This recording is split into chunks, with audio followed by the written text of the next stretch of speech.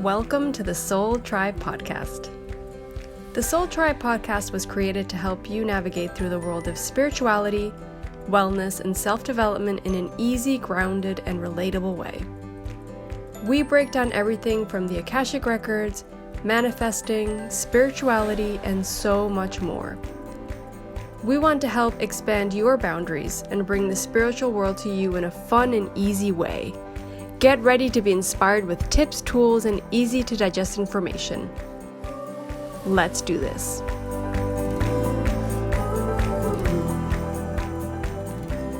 Welcome back to the Soul Tribe Podcast, everybody. This is Lorena, and today we have an episode with Patricia Tabares, the astrologer, the biodecoder, the healer. She's also a flower essence therapist. She's my mentor. I always talk about her on the podcast. I had a really nice chat with her about the energy for the rest of the year, the astrological energy for the rest of 2024. So we go into that in the episode and the energies that are coming in. And we go into a little bit of the energy in 2025. And I think we both coincide not only astrologically, but also through the records and through channeling, that it does feel like it's going to be an interesting year, to say the least. We will obviously do our end of the year 2025 predictions episode, so that will come through. And I hope you guys all enjoy the episode. If you have any questions for Patricia, I'll have her information on the show notes. So make sure to check that out. And we'll see you guys in the next episode. Enjoy. Okay, so we have Patricia Tabares, like I always say, my mentor, my friend, my astrologer, here on the podcast today. And she's going to be talking a little bit about the energy for the rest of the year. And I know, guys, sorry, we were supposed to have her at the beginning of the year and she didn't. That's my fault. That's not on her. That's my fault. So, Patricia, welcome. Thank you so much for coming on the podcast. Thank you, Lorena. As always, as usual, it's so nice to be in contact with you and your audience. And so here I am from Buenos Aires, Argentina, ready to share with you what I consider there are many, many protagonists during the year, but I thought of 5 important events that are taking place in this 2024, a very interesting year. Actually, I would like to call it a sort of trailer or preview of what is happening in 2025, 2026, those 2 years. Okay, let's get ready for the roller coaster, but that would be our next podcast, and we can do this December or beginning of 2025. That's a good idea. We should do it at the end of this year because Lucia and I have talked a lot about 2025 energy. I don't remember everything, but we'll definitely be able to compare your astrological insights with the prediction episode we do for the year. That would be perfect. Yeah. Amazing. Yeah. So tell us what's going on. What's going on the rest of the year? Fasten your seatbelts. Get ready. Okay. So I took down some notes, Lorena. So because there's so much going on that I made some notes. I'm going to read a bit of this and that, and also, of course, interact with you if there's any question or anything you want me to kind of clear up or clarify. So the list of main astrological events forecast 2024, well, there's Pluto entering Aquarius, and this is actually something which is not truly new because we had a sort of preview of Pluto in Aquarius in 2023, beginning of 2023, showing us a glimpse of what this very dramatic change of energy signified. But it was a kind of take a look, take a glimpse, and then I go back to Capricorn, which is what Pluto did for a period of 18 years. Pluto in Capricorn, we spoke about this.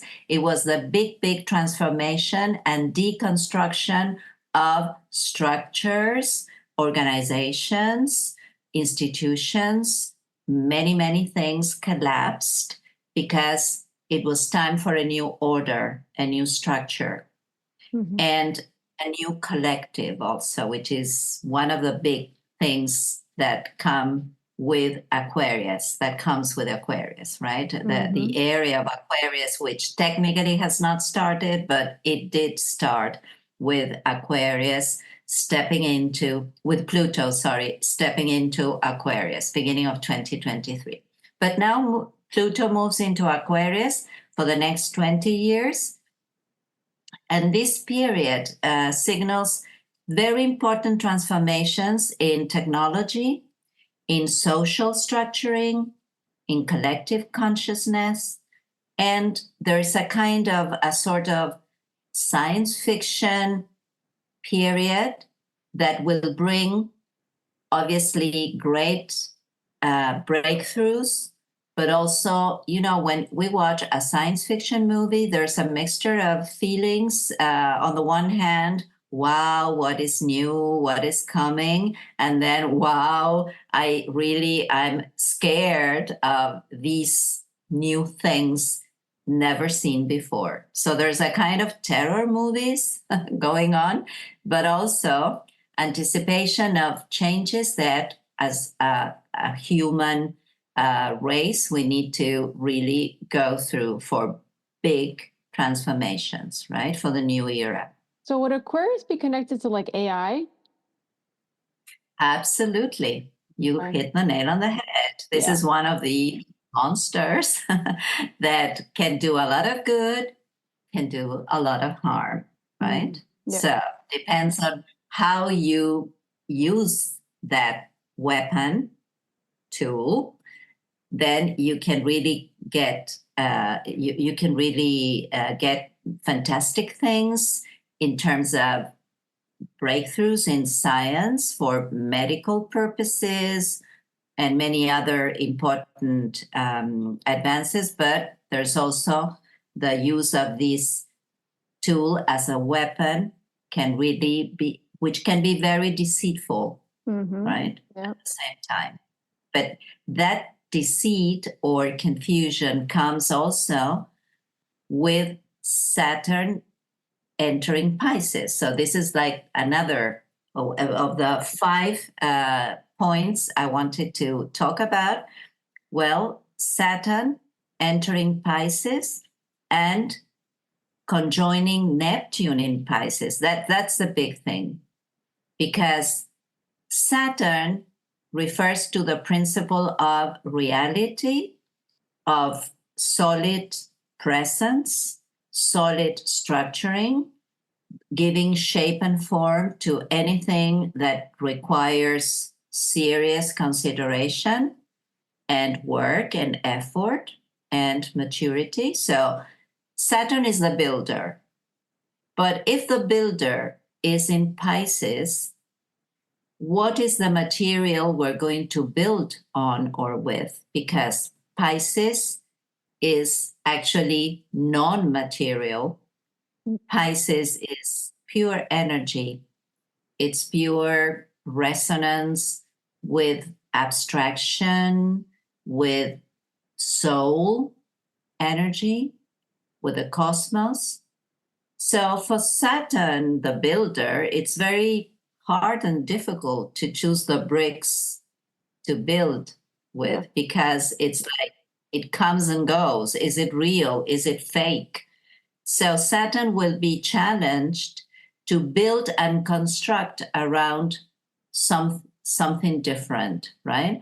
But because I'm going to give you like the 5 points or items, and then I'm going to expand on each. So this is a sort of preview.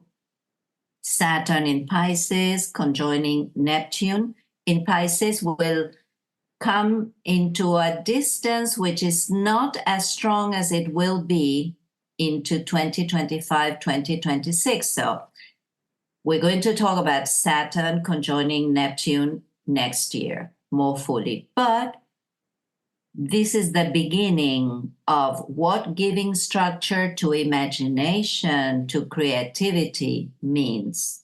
but also how hard it will be to tell reality from fiction, or what is real, what is fake, Okay. right? So this fine line between reality and unreality, between kind of what we need to really be aware of fully and what we want to dream of or imagine.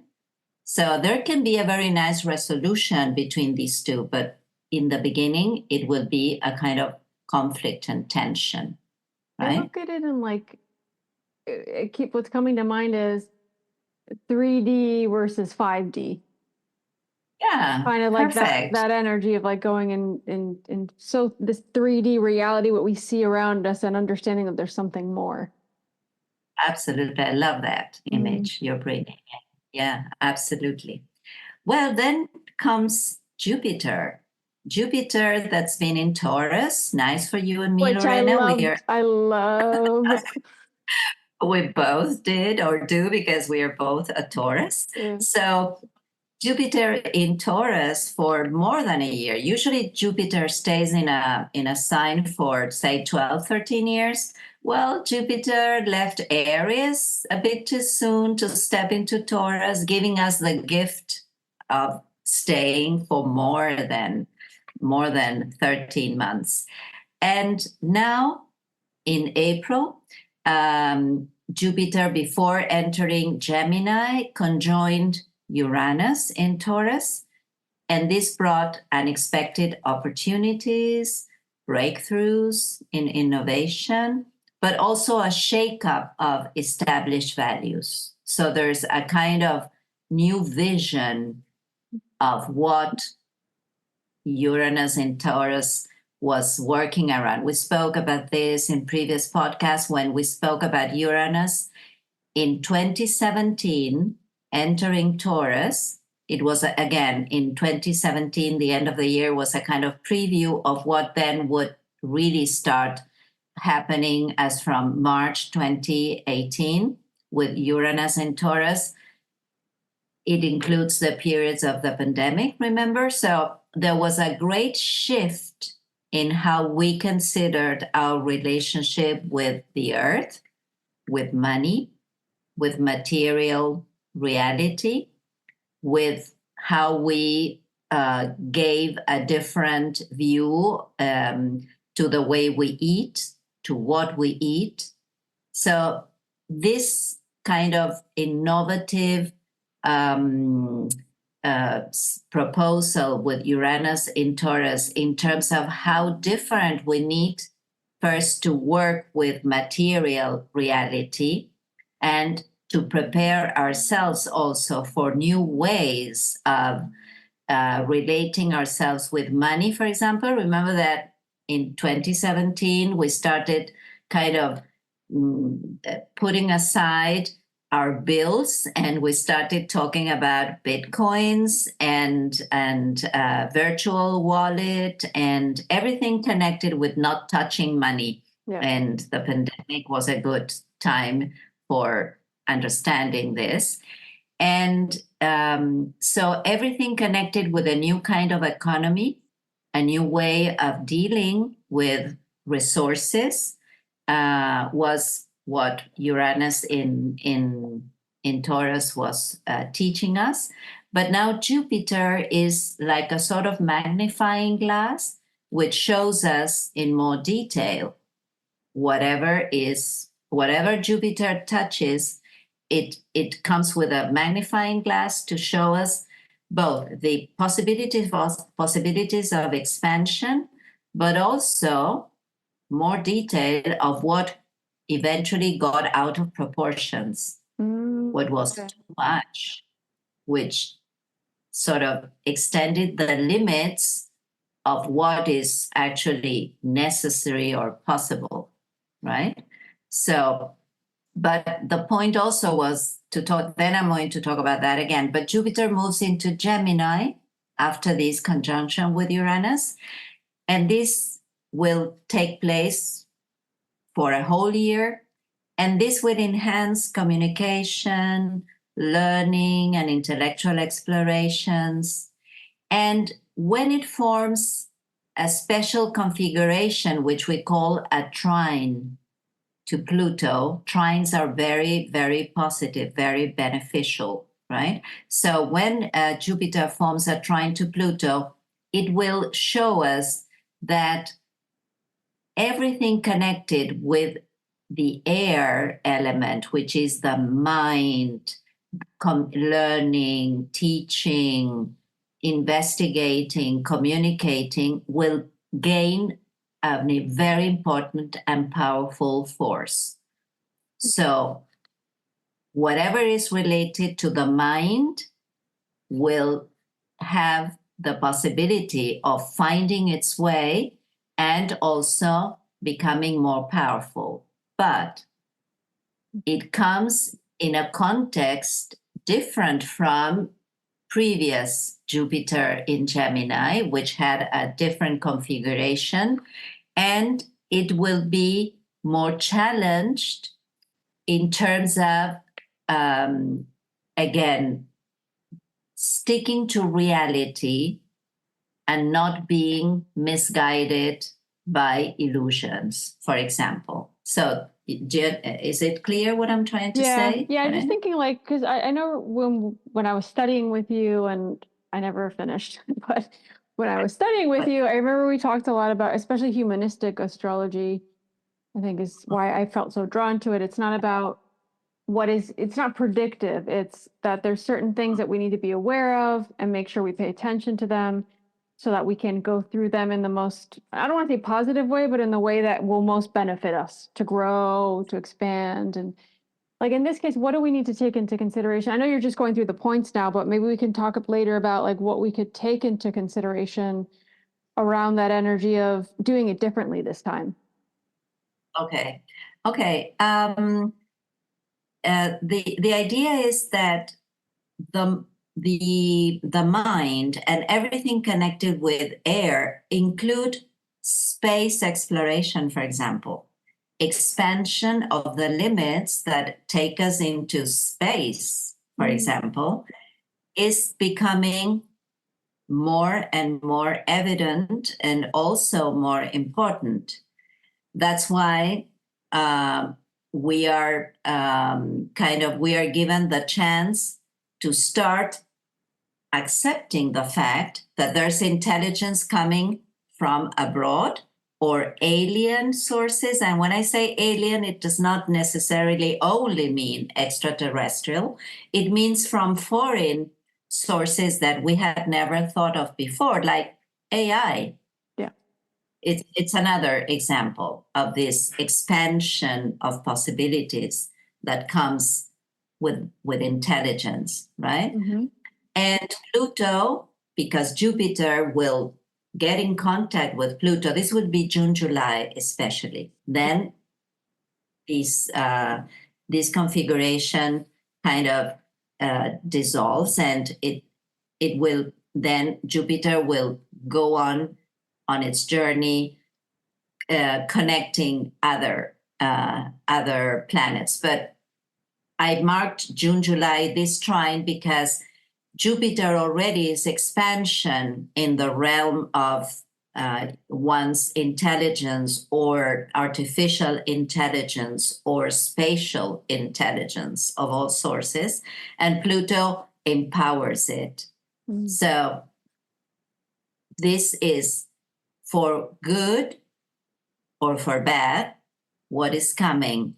The fact that we can no longer limit ourselves to how we learn or how we communicate or what kind of content we become interested in. It's like it broadens our mind to the point that we need to really take advantage of it.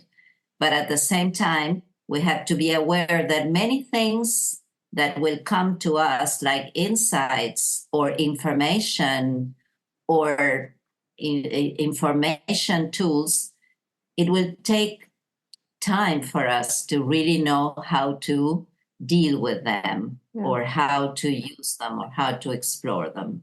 But in short, is be ready for an expansion in your mind to see what you could not see before, right? Yeah. Then seeing is one thing, and then kind of making a sort of deep insight will come with time. Okay. Yes? Yeah, because not everything has to happen in the moment. It could be just even like an awakened consciousness to something bigger than Yeah. us, right? I think it could go in many ways. Yeah, that makes sense. Right. And also this idea that we had started getting some clues, for example, going back to space travel, which is now people are talking about traveling to Mars, or, I mean, conquering spaces never explored before. But the fact that we may start I think there's been already some sort of rumors or some proofs that there is or has been extraterrestrial communication of some sort. So something that would have shocked us not so long ago will start becoming more, okay, tell me about it. Yeah, So or we even are just more like people that used to not even think about things like that are talking about it more openly, even just to consider that it could be a reality or something that could be happening while we're here sitting on exactly. Earth, right? Absolutely, right? I love it. Yes, but at a more practical sense, this Jupiter in Gemini, starting now its new kind of season for a whole year. Now in May already, is an invitation for curiosity, for exploration, for learning, right? So this is a good time for launching the podcast as well. Yeah, or like People will be studying something new. studying. Yeah, Absolutely. Yeah. yeah, So this is what Jupiter is bringing in. love it. Well, eclipses on the Libra Aries axis, or let's say Aries Libra, that's the correct order. And as a sort of preview of what then I will expand a little bit more on, emphasizes themes of trying to strike a balance between personal identity and self awareness and relationships, partnerships. I mean, these areas is in this eclipse season. When we talk about eclipses, sorry for this interruption, but we need to understand this. What happens during eclipses is that there's a lunation, like a new moon or a full moon, as every month, with the difference that either the moon or both the moon and the sun are very close to the nodes, to the lunar nodes. And so as not to complicate things too much. But the North Node is in Aries. It's been there for the last 8 months, will continue being in this sign for another 6 months around. And the North Node always indicates what I need to incorporate, what I need to bring in, what I need to accept and kind of invite into my life, that energy. It's like in the past, the North Node was considered the mouth of a dragon that started kind of eating or putting into its mouth something rich, something new, something tasteful. And the South Node was the tail of the dragon, something needed to be purged, excreted, right? It was like, okay, no longer alive, right? We need to let go of this. So the North Node in Aries is telling us to really start paying more attention to I want, I go for, this is my wish. This is what I want to start. This is what I want to do. And what do I need to let go of? This relationship that ties me down to, well, I cannot do it on my own and I cannot do it as I wish because my partner, both love or business partner, or my best friend, or society, which I may consider a sort of limiting factor. Yeah, don't do it.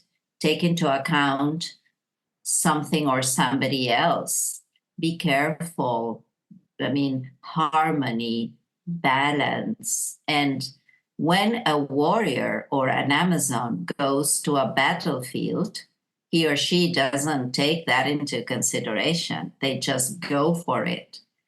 So, what is awakening in this eclipse season is the spirit of the warrior in you, the Amazon in you, so that you really understand this is the time to act on this will.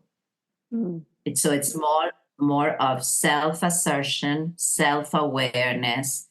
It's me now that needs to go and fight his or her own battles, right? I love that. Okay, makes sense, right? So this is eclipse season at the more towards the end of the year. It started in 2023, in September, October. We had the first two eclipses. And then this year, there was one on March the 25th, April the 8th. There will be another one in September and October. Oh my God, the March, around March, I felt all of that so much. I struggled through all of that. It was definitely hard. Yeah, it was a lunar eclipse in March. So Yeah. everything about your personal inner life and your emotions and your needs and your refuge, everything was kind of in a very and also a sort of a turmoil because with eclipses to understand what they bring big transformations, but this means new beginnings because there has been endings. Yep. Otherwise, there's no beginning. Something needs to end. Yeah. Amen. Yeah. I can read it on your face. This makes a lot of sense to you. Okay. And the last point, which I probably will not really go so much into, but because we are talking about Aries in the eclipse season being a protagonist, Mars will go retrograde, but this will happen towards the end of the year. Mars retrogrades every 2 years. That's why we don't talk so much about Mars retrograde, but actually all the planets go retrograde. We usually talk about Mercury, and then we are always on the watch out with communication problems, transportation issues, misunderstandings. Okay, but except for the moon and the sun, all the planets retrograde.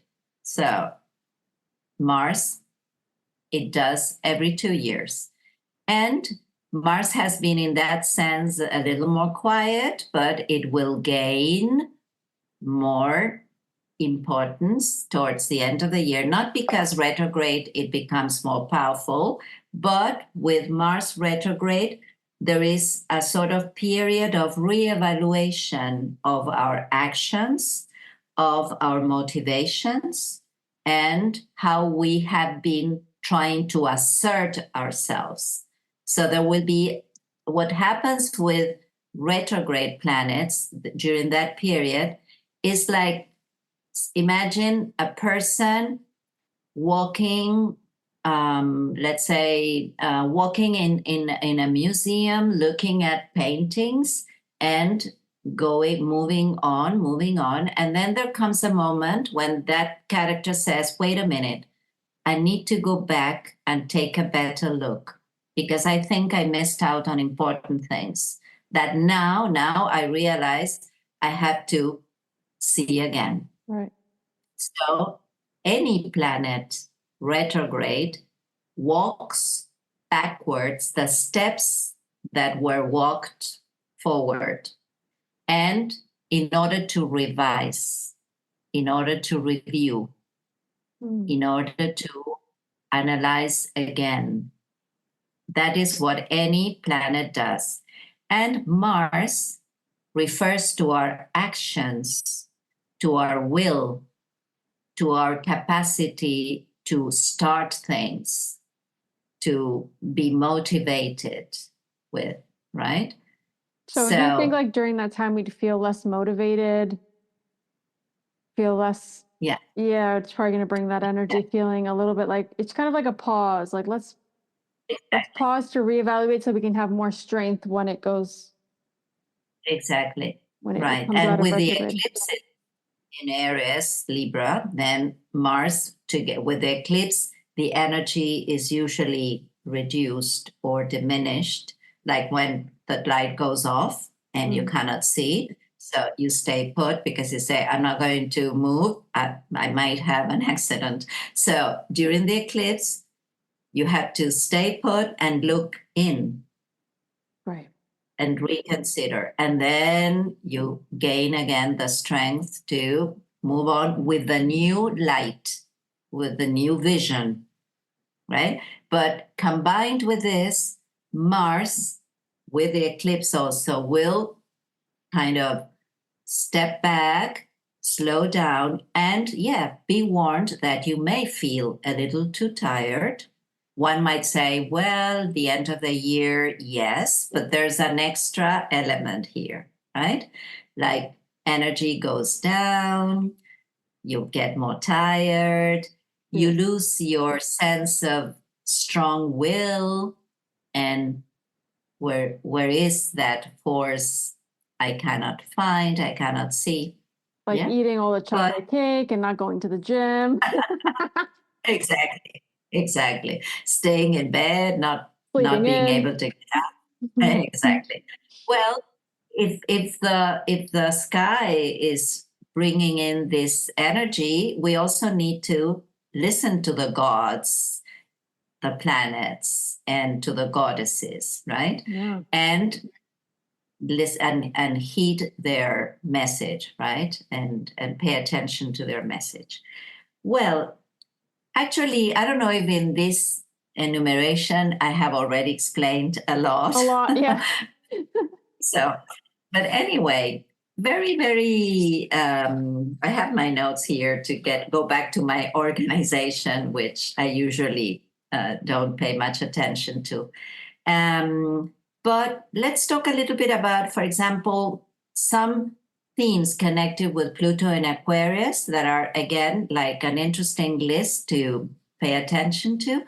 To begin with, just as an interesting piece of information, Pluto changes, or rather, goes back to the same sign every 248 years around.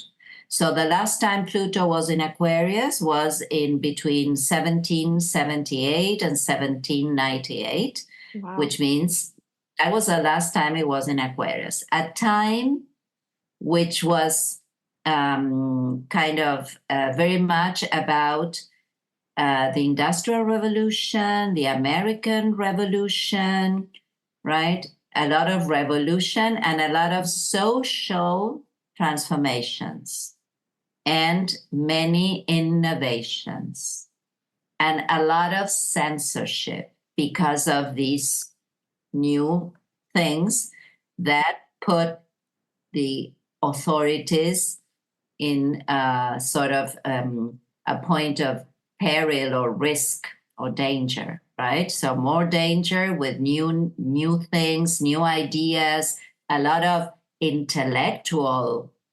revolution going on. And that was a risk for those that controlled, were in power controlling the people. So Pluto is the principle of deep and very dramatic transformations that come with, at times, destruction something needs to be destroyed, something needs to be put an end to, so that new life starts, right?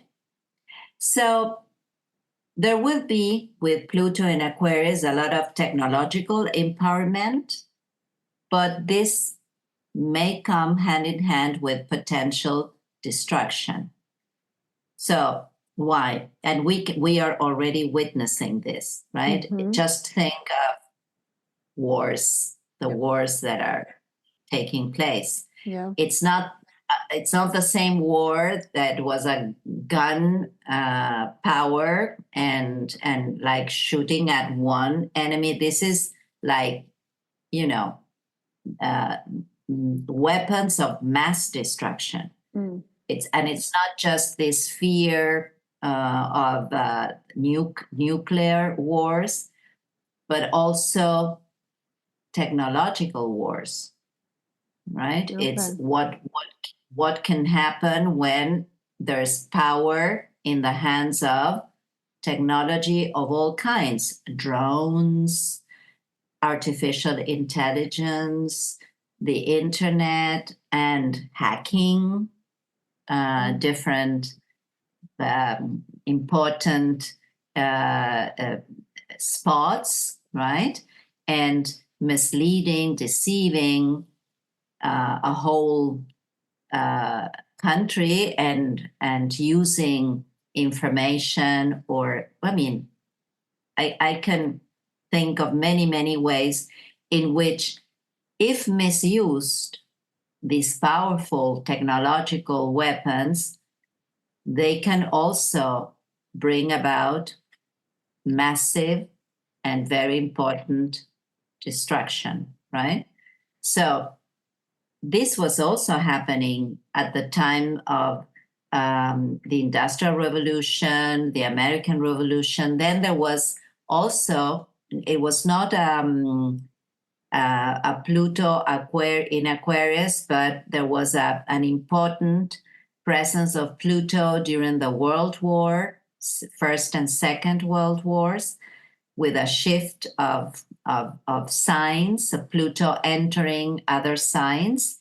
So when Pluto steps into a new sign, there is this coincidence or connection, synchronicity with warfare, right? So nothing that I'm just predicting, it's what's already happening and which will probably continue happening during these first years until Pluto accommodates itself. Now, with this comes a lot of control, information control, because Pluto is control, manipulation, having the power of being in charge. And because Aquarius has a lot to do with the mind, with communication, and also with collectives, right? Aquarius is about the collective, groups that get together to defend a certain ideology, to defend principles, right? There's a lot. I feel like social media, there's a lot of this. Absolutely. People in groups, and this is my ideology or my belief, this is yours, and there's a lot of tension. Absolutely, yeah. So much tension. Yeah. That's this energy then. Exactly. Okay. So there's a lot going on there. But with this kind of explosion of new groups, organizations, and ideology, there will be also a lot of censorship attempts, right? Attempts to control, to suppress. I guess that could be like the United States trying to block TikTok. For example. Yeah. Actually, it's interesting because I'm not going to go into the US thing on the one hand, because I don't know that much, but the little I know, the US had its Pluto return 2 years ago, and now they're having their Uranus return. So it's interesting because there's a lot going on in the US in terms of ideologies changing hands, and also attempts of censorship that is actually goes against the freedom that Uranus suggests, because Uranus is freedom, liberty, changes that bring new insights and breakthroughs. Okay. Interesting. Well, I mentioned this already, but many of the technological breakthroughs will come from alien sources. That is, many of these changes will originate from sources we might not even be too clear about. Where does this come from, right? This is when I've been playing a little bit with AI. I love it. That's great. I have a very strong Uranus in my chart, so I love experimenting, and it's really amazing what these tools can come up with, right? And so it's really a source that I myself cannot understand. How come my chat GPT came up with this list that I kind of asked for in such a clear and impeccable manner, right? It's insane. So amazing. Yeah. Yeah. I tried once with I can't remember now the name of the tool, but my web page. I put the web page link in the page, or on the page, and with that link, the machine came up with a video advertising my web page. No way. Absolutely amazing. Actually, it was incredible. I just did it as a kind of game or something, Like just experiment. playfully, Yeah. as an experiment. But if I had chosen to change the visual, Like to make not a video, something else? yeah, I would have changed some of the pictures, some of the, yeah, but the whole text, the music, and the synthesis of my webpage was incredible. Wow. I'm going to share with you the Yes, machine. I need That to see this. Oh my gosh. I have a list of 15 machines to use AI that I'm really caught up in. You're I doing love more than them. I am. I kind of just ignore it a little bit. But it's a lot of people are working fun. with it. All the applications, all the apps on the internet, everybody's integrating it. Yeah. Canva is also Canva using. too. I mean, I launched. Adobe, Yeah. everything. Everything, yeah, all the machines. Okay, well, but with this comes another thing, which is somehow or other connected with this, a kind of significant moral dilemmas between scientific advancement and ethical considerations. Because where do we draw the line, right, in the use of these machines, right? Yeah. And because there's a lot of curiosity, and I was a good example of this, but this requires a lot of caution and common sense. So, yeah, I mean, where do we draw the line between this being okay, like what I did with my web page, nothing wrong with that? But if I want to manipulate you into thinking something I want you to do, then I can come up with a very a sort of interesting video clip, or I People are could like be. generating people's voices and making them say things that they didn't say. And with our faces. So I could be sending you a video, Lorena, asking you to deposit $1 million into my bank account. You wish. Yeah. Okay. Or anything just to get something from you. And it's not true. I'm just using this in a sort of deceitful manner, or in the Pluto voice to manipulate you, to control you, to empower myself over you. So I am the victimizer, you're the victim. That's a lot of Pluto dynamics, right? Who is the victimizer? Therefore, who is the victim? Yeah. It takes two to tackle, right? Of course, yeah. So, yeah, exactly. Okay. Well, let's talk a little bit about Saturn and conjoining Neptune in Pisces. And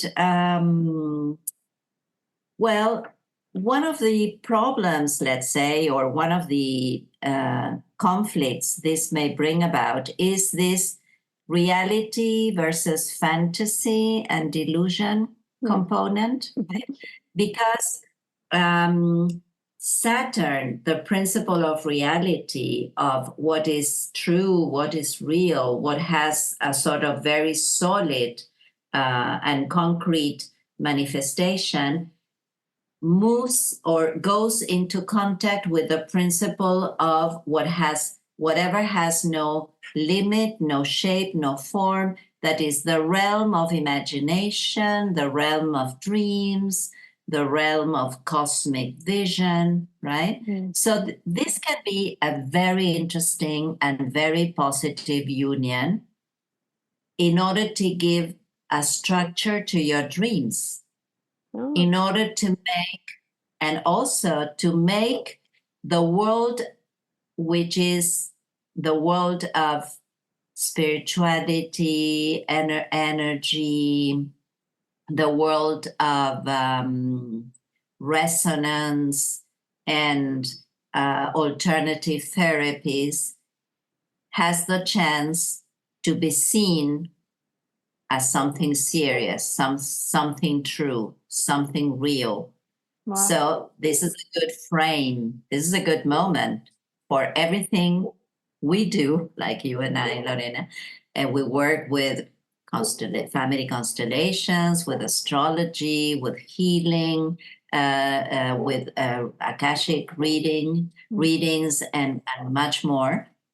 So Saturn gives a very solid frame to this world. So when we want to actually build something around this is a good time.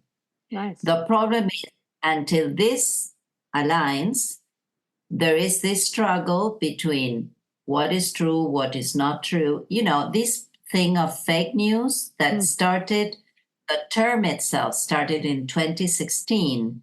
At the time, Saturn was squaring Neptune. And then this concept started. Interesting. Now, Saturn moving on meets Neptune. They go hand in hand. So this can be even more risky because now they are working together at the same time.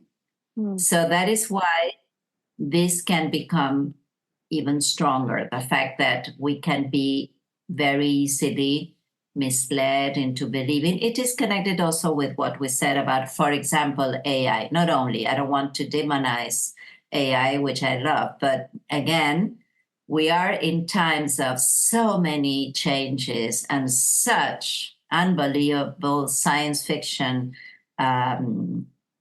stories going on around us that we need to all the time kind of go back to this careful thinking. Is it true? Is it not true? Is this correct? Is this incorrect? Right? Again, this fine line between what is right and what is wrong.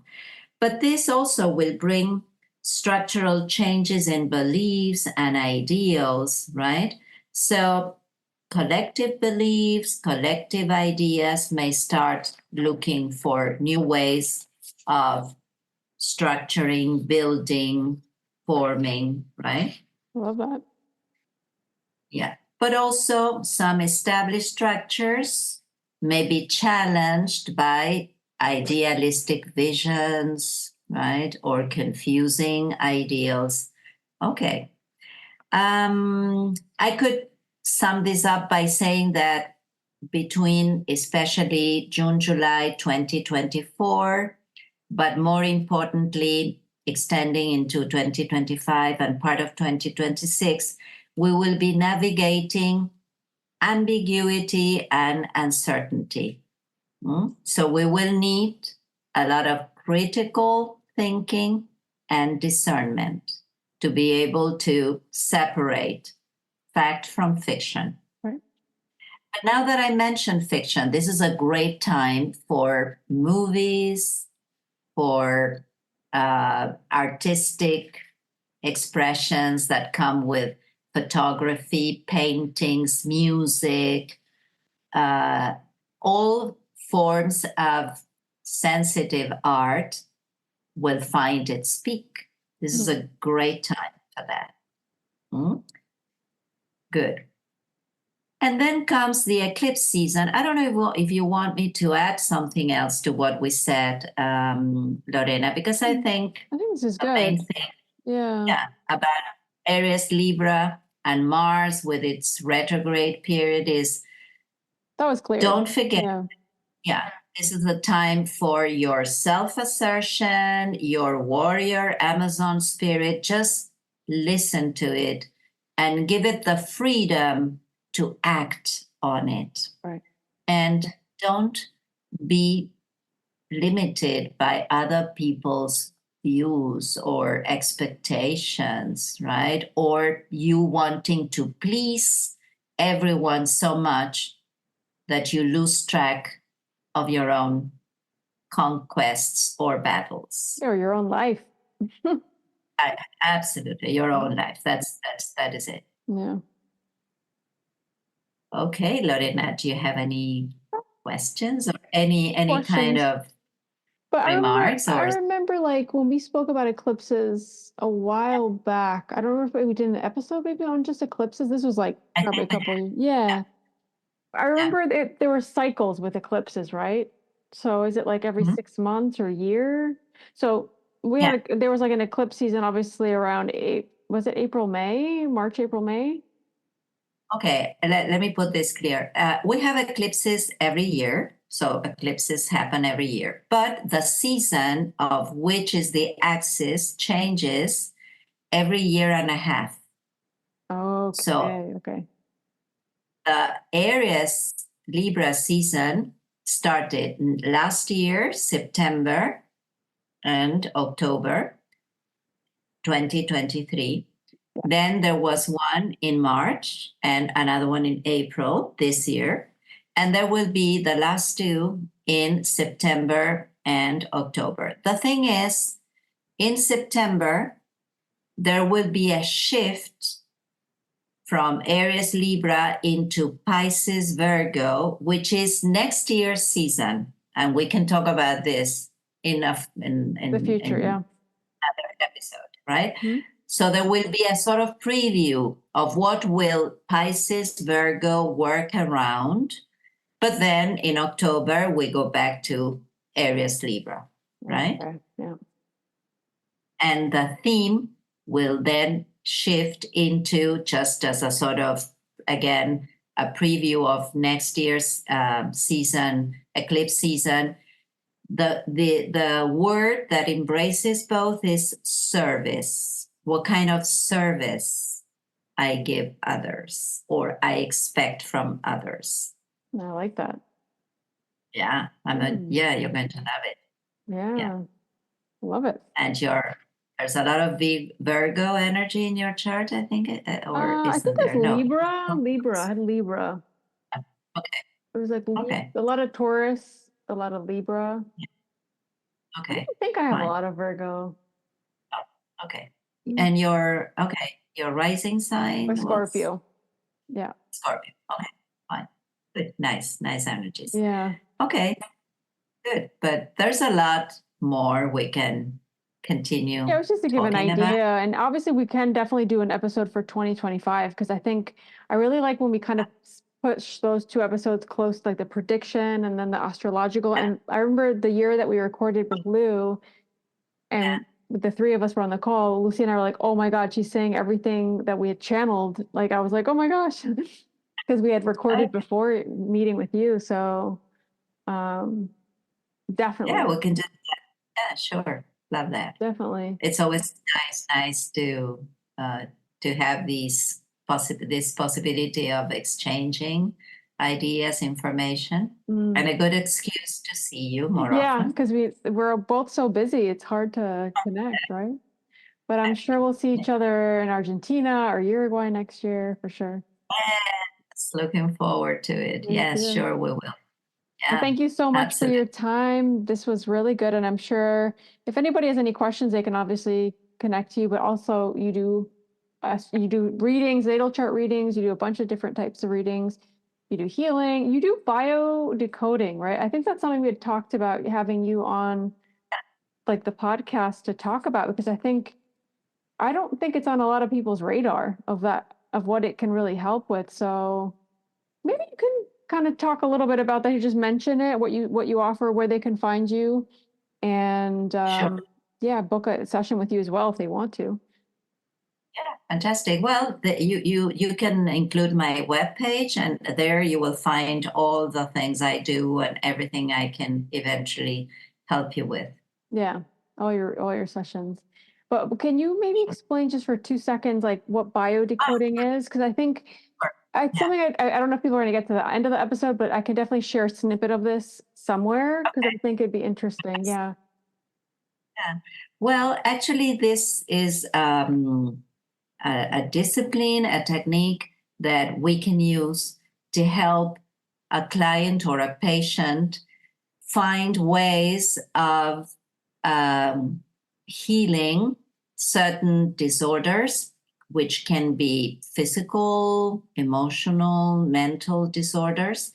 Um, Usually, this is revealed through a symptom, physical symptom. So, if you have an allergy or there's some sort of dysfunction with the heart, the liver, cancer, a tumor, but not only, also, it can be a person who is depressed or who, I don't know, has suffers from insomnia. I mean, there's a lot, and I think almost everything we can work around to find the origin, the sort of the seed, so that we can then deconstruct that net of things that resulted in this disorder. So we work a lot with the family tree, with the intrauterus life. Do you call Yeah. it that way? Yeah. Like, Life in yeah, I don't know if I have a word for it, but yeah. I think there is a word in Spanish we say vida intrauterina, but it's life inside your mother's womb. And so, with that information of the family tree of what happened while you were in your mother's womb, and episodes in your life which marked you in some way or another, we can then, through some exercises, release that information and replace it by new information so that you can really let go also of certain legacies or Loyalties uh, and yeah, that come from your history, your ancestors, right? yeah, So I it's love it it's I don't know if it was too clear because it's so into, but we can meet some other time and then I can give you for a sure. clearer picture. Yeah, It's yeah, for sure. and it's a